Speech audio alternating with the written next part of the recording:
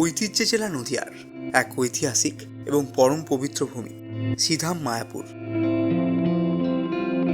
আজ থেকে প্রায় 550 বছর আগে এই মাটিতেই অবতার রূপে আবির্ভূত হয়েছিলেন শ্রী চৈতন্য মহাপ্রভু, যিনি জাতপাত আর ধর্মের ভেদাভেদ ভুলে গোটা বিশ্বকে ভাসিয়েছিলেন হরিনামের বন্যায়। আজ মায়াপুর মানে শুধু একটা ধর্মীয় স্থান নয়, এটি বিশ্বজুড়ে কোটি কোটি মানুষের কাছে শান্তি, ভক্তি আর আধ্যাত্মিকতার এক পরম প্রতিষ্ঠান, যেখানে পা রাখলেই মনের সব অশান্তি এক নিমেষে উধাও হয়ে যায়। আর আজকের এই ভিডিওতে আমি আপনাদের সাথে নিয়ে শুধু এই পবিত্র ভূমিতে ঘুরবই না, সাথে নিয়ে এসেছি মায়াপুরের একটি কমপ্লিট ট্যুর গাইড। কিভাবে ট্রেনে মাত্র 60 টাকায় আসবেন, মাত্র 100 টাকায় কোথায় থাকবেন, কিভাবে ফ্রিতে মহাপ্রসাদের কুপন কাটবেন, এই সবেরই সমস্ত তথ্য থাকবে এই ভিডিওতে। তো চলো যাই, কিছু করে দেখাই। সবার প্রথমে আমি মিল্টন, তোমাদের সকলকে স্বাগত ট্রাভেল উইথ মিল্টন চ্যানেলের আর একটা নতুন ট্রাভেল জার্নি ভিডিওতে।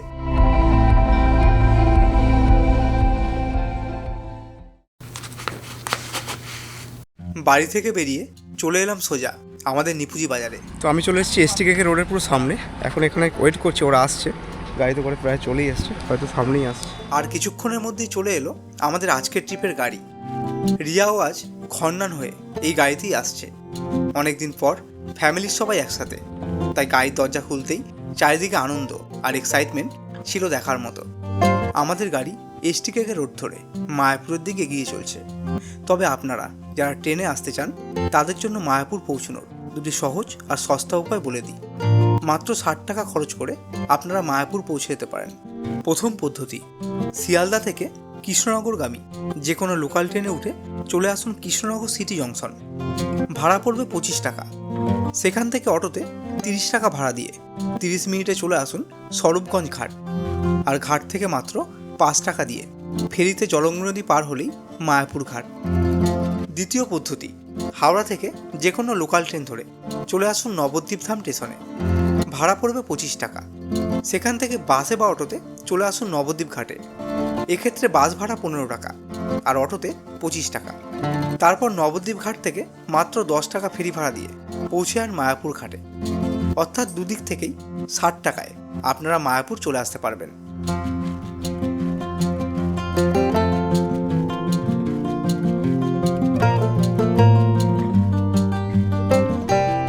ফাইনালি এতক্ষণ জার্নি করে আমরা কিন্তু চলে এসেছি মায়াপুর ইস্কন। আর আমার সামনেই রয়েছে সেই ইস্কন টেম্পল।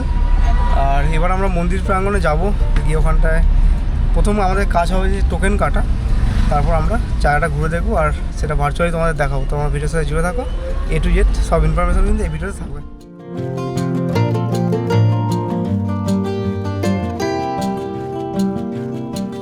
তো ফাইনালি কিন্তু আমরা মায়াপুর ইস্কন টেম্পল পৌঁছে গেছি। আমরা গাড়ি পার্ক করলাম এখানটায়, এদিকটা আমাদের গাড়ি পার্কিং জোন আছে, সেখানে আমরা গাড়ি পার্ক করলাম।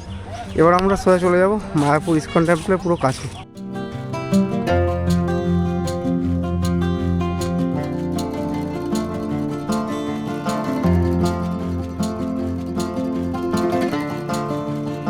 গাড়ি পার্কিং জোনে গাড়ি রেখে আমরা কিন্তু প্রথমেই চলে যাচ্ছি টোকেন কাটার জন্য।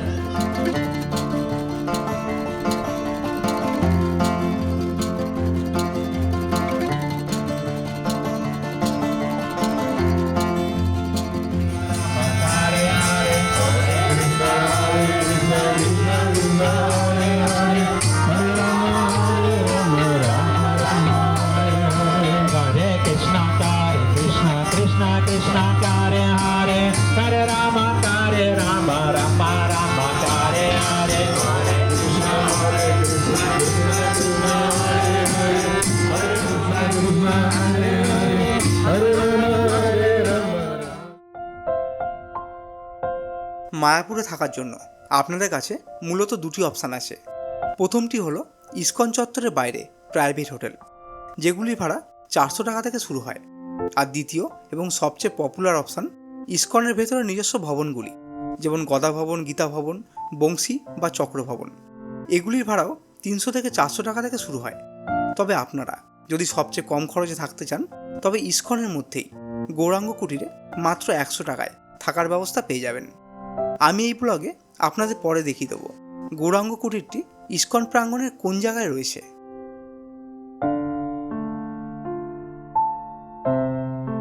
মন্দিরের কাছাকাছি ভবনগুলিতে থাকলে মঙ্গল আরতি বা সন্ধ্যা আরতি দেখতে যাওয়ার জন্য বেশি হাঁটতে হয় না।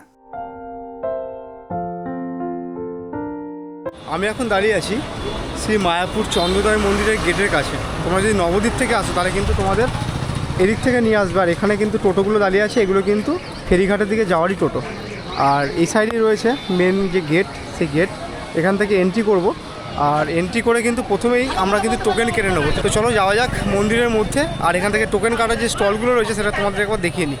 এবার বলি, আপনারা খাবেন কোথায়? মায়াপুরে এসে যদি আপনারা বাইরের সাধারণ হোটেলে খান তবে কিন্তু সেটা বোকামি হবে।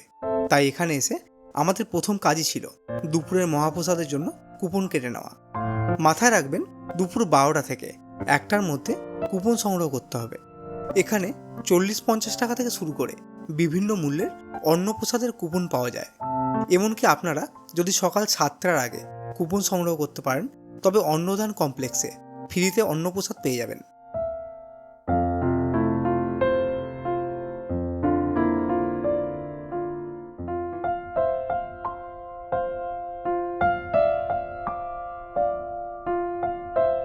টোকেন কেটে এবার আমরা মন্দির প্রাঙ্গণগুলি ঘুরে দেখব।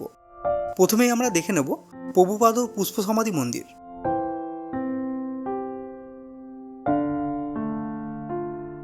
ইস্কন চত্বরের ঠিক মাঝখানেই মাথা উঁচু করে দাঁড়িয়ে আছে এক অসাধারণ স্থাপত্য, ছিল প্রভুপাদ পুষ্প সমাধি মন্দির।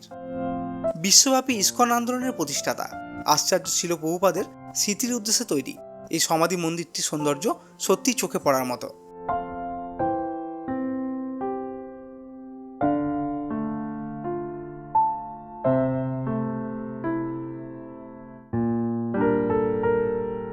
মন্দিরে ঢোকার আগে আপনারা বাঁদিকে জুতো ও ব্যাগ রাখার কাউন্টার পেয়ে যাবেন।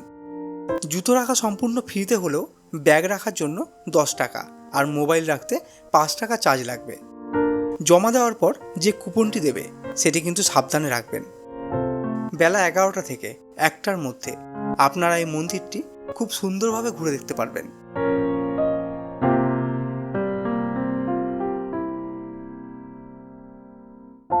মন্দিরের ভেতরে প্রবেশ করলেই ছিল প্রভুপাদের একটি চমৎকার মূর্তি এবং ওনার জীবনের নানান উপদেশ দেওয়া দেওয়াল চিত্র দেখতে পাবেন। মন্দিরের ঠিক ওপরে মাত্র 15 টাকার একটি টিকিট কেটে আপনারা চলে যেতে পারেন ওনার স্মৃতি বিজড়িত মিউজিয়ামে, যেখানে প্রভুপাদের ব্যবহৃত ব্যক্তিগত জিনিসপত্র, ওনার লেখা বই এবং কিভাবে তিনি শূন্য হাতে বিদেশে গিয়ে এই বিশাল ইস্কন সাম্রাজ্য গড়ে তুলেছিলেন তার এক অবিশ্বাস্য ইতিহাস খুব সুন্দর ত্রিমাত্রিক মূর্তির মাধ্যমে ফুটিয়ে তোলা হয়েছে। মায়াপুর আসলে এই জায়গাটা একদম মিস করবেন না।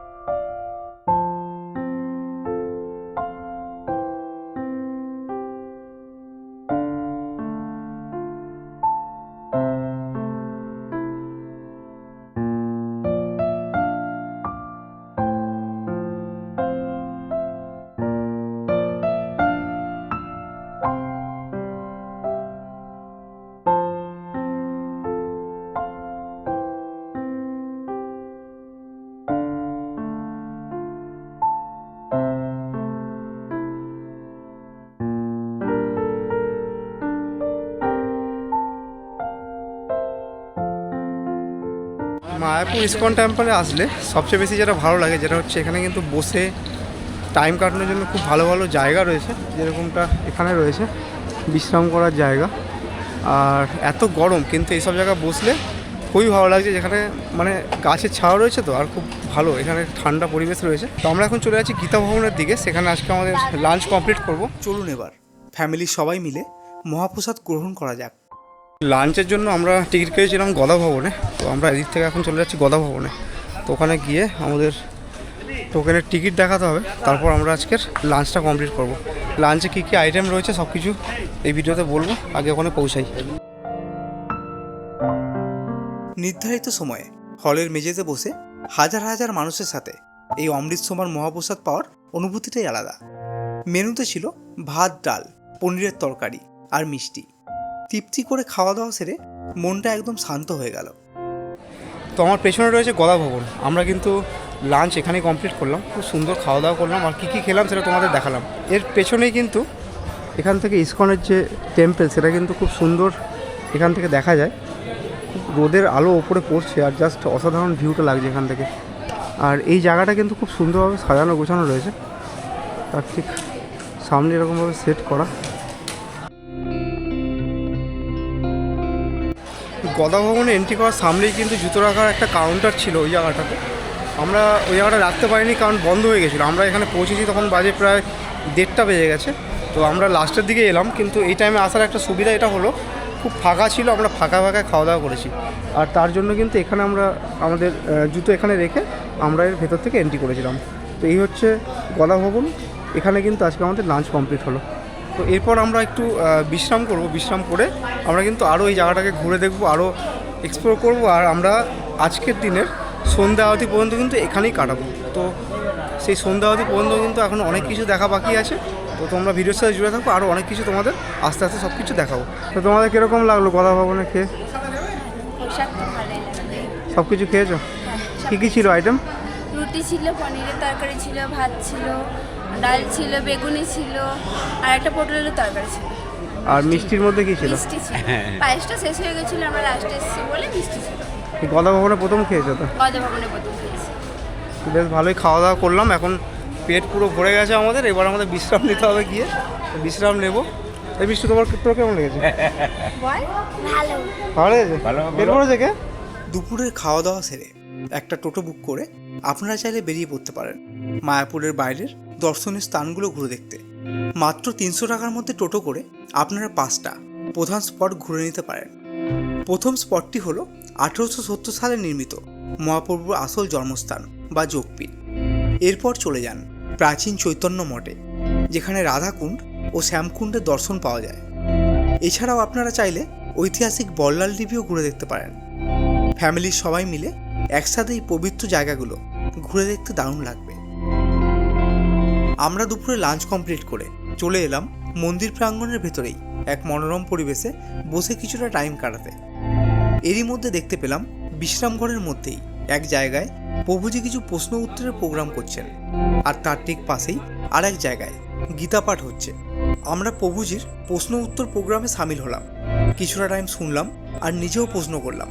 চলুন আপনাদের সেই মুহূর্তটা একটু দেখাই। ইচ্ছা থাকলে কি উপায় হয়?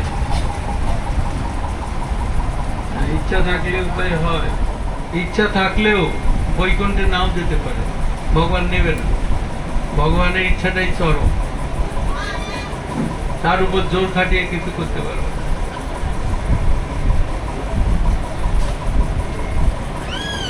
ভক্তি ভগবানের কাছে চাইলেও ইচ্ছা থাকলেও পাবে না। ভক্তি যার হৃদয়ে ভক্তের হৃদয়ে ভক্তি থাকে, আর ভক্তি ভক্ত দিতে পারে না। ভক্তিটা স্বাধীন, কাকে দেব না দেব তার কথা। ইচ্ছা থাকলেও মা যশোদা ছেলেকে বাঁধতে চেয়েছিল দড়ি দিয়ে, গিট দিতে পারছে। কত উপায় করলো, 9 লক্ষ ধরি লাগালো, তাও পারল না। এরপর আমরা বিকেল 4:05 চলে এলাম ইসকনের অন্যতম আকর্ষণীয় জায়গা মায়াপুরের গোশালায়।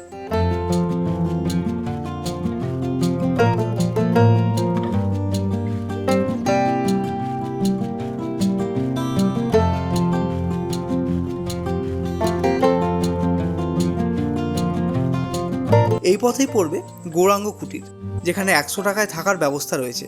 আর তার ঠিক পাশেই অন্নদান ভবন, যেখানে ফ্রিতে খাওয়া দাওয়ার ব্যবস্থা রয়েছে। বললাম 5টা আর 7টা, 2 টাইমের কুপন 3টের সময় দেওয়া হয়। আর 3টের টোকেনটা কটার সময় খাওয়া বললেন? 3টের সময় কুপন দেওয়া হয়, 5টায় একবার খাওয়ানো হয়, 7টায় একবার খাওয়ানো হয়। ও আচ্ছা। দুপুরের রোদটা কমে গিয়ে চারিদিকের পরিবেশটা তখন বেশ শান্ত আর স্নিগ্ধ লাগছিল। তো ফাইনালি গরমের মধ্যে খানিকক্ষণ হেঁটে হেঁটে চলে এলাম। আর তাছাড়া তোমরা কিন্তু এরকম টোটোতে করেও আসতে পারো, এখানে কিন্তু টোটো সবসময় অ্যাভেলেবেল আছে। এখানে কিন্তু গোশালায় তারাই নিয়ে আসে। তো আমরা হেঁটে হেঁটে এসেছি, গাছের ছাওয়া আছে, অসুবিধা নেই। খাওয়া দাওয়ার পর একটু হাঁটলে এমনিই ভালো লাগে। তো এই যে গোশালা সামনে রয়েছে এন্ট্রি গেট, আর এবার ঠিক ভেতরে প্রবেশ করব।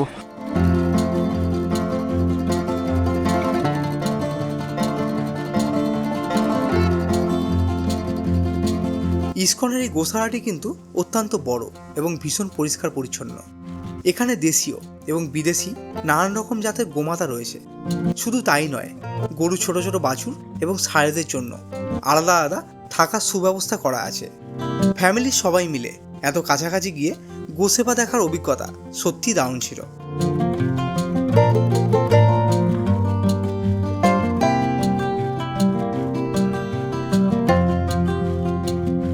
সন্ধ্যা 6টা বাজতেই মায়াপুরের রূপ যেন এক জাদুকারী মায়ায় ভরে উঠল।